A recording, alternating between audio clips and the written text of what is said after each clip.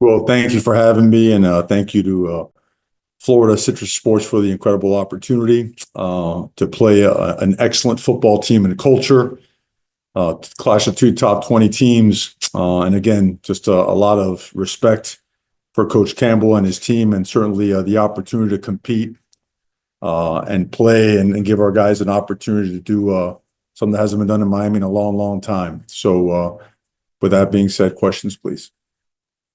All right, I'll start you out with one from the podium here. You've got a chance to win an 11th game for the first time since 2003 here in this game. How much does that opportunity mean to you and your program as you look ahead to the bowl? We've been working hard to continue to get the program better, to progress.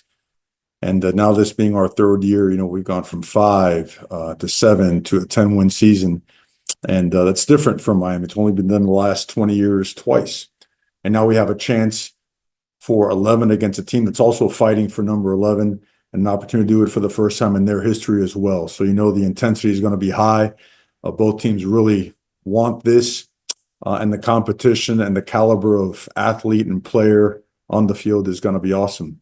So it means a lot to ourselves. I'm sure it means a lot to Iowa State as well.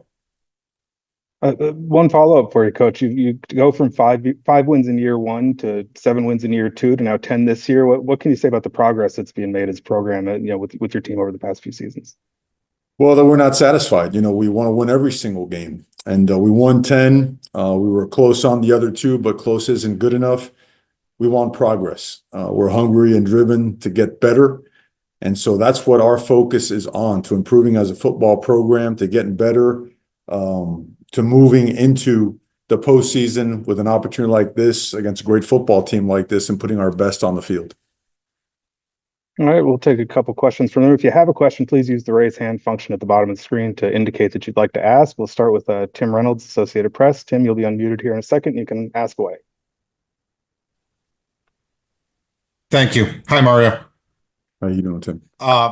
Can you summarize what you were feeling when you saw the bracket and just the disappointment of not getting in? And to spin it forward, could you address also, do you look at this as like the end of 24 or the start of 25 in a lot of ways? Thank you. Our focus on everything, regardless of the bracket or whatnot, is to go win our next game. I think everyone that doesn't get in feels disappointment, but more so we feel the onus of just doing better. Just do better, go forward, have an opportunity to get better. This is both. This is the ending of 24 and the beginning of 25. This is the last opportunity to be on the field and carry some momentum into the offseason.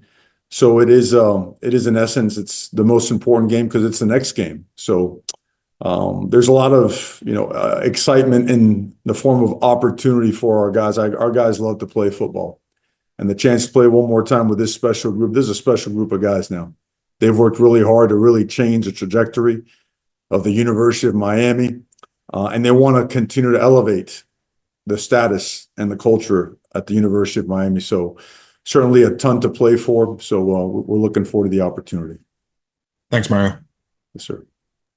All right, we'll take the next question from Andrea Adelson of ESPN. Andrea, give it a second to unmute you, and then you can go ahead. Hey, Mario, thank you for doing this. Unfortunately, we've seen a lot of opt-outs over the last many years. And I'm wondering if you've had conversations yet with your players to get an idea of who will be playing in the game. And I think people probably want to know about Cam Ward.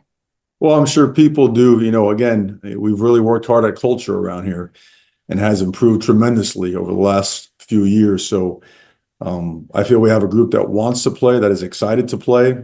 Certainly, if there was any news, I would get that to you guys, but feel really strongly about that opportunity. And I think it's important that our guys, anyone playing and closing out the season, understands the importance of that next step for a program like ours. And I think our guys do. So I'm looking forward to getting on the field with our players.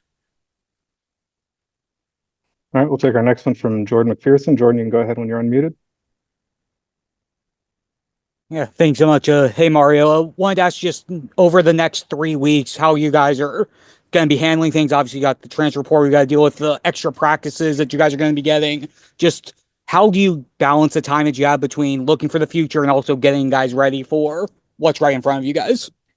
You dedicate the same amount of time that you always would throughout the course of the year. You just got to realize as a coach that your day is just, it's already long, but it's that much longer. But you don't compromise either. I want to be really clear about that. The opportunity to play in the postseason is an honor that is earned. And I always want to treat that as such. And I think that's important for the University of Miami and everyone associated with the University of Miami to understand that earning a chance in the postseason is something that is earned and it has to be approached with absolute professionalism and eagerness to do really, really well.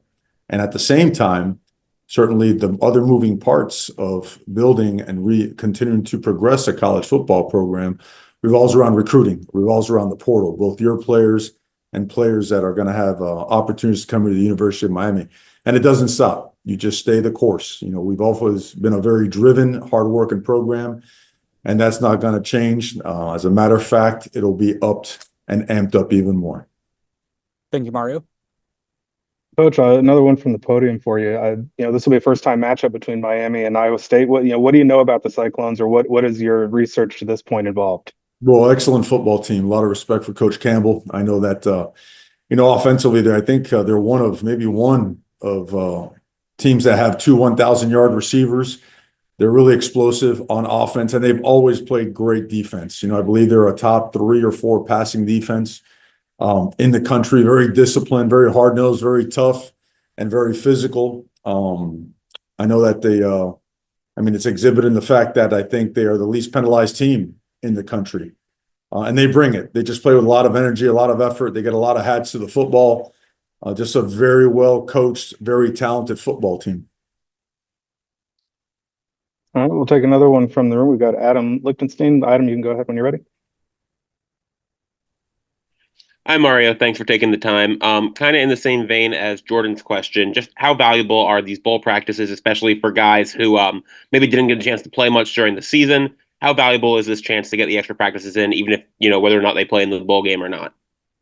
It's extremely valuable. You really don't have many opportunities throughout the course of the year, right? Time is limited more and more each season with your student athletes. And I think, again, and I want to state this and be very clear, it's very important. It's ultra important for the University of Miami to continue to develop and grow and progress by stressing the importance of off-season opportunities. And it's been a minute, before these opportunities have been taken advantage of in a positive manner. And this needs to be that. And, you learn a lot about your team. You learn a lot about your people and your program when you head into the postseason. And I know it's important to a lot of guys. And I know our guys, they want to finish the right way, and they want to begin the next season in the right way. And a game like this encompasses both, especially against a great team like Iowa State.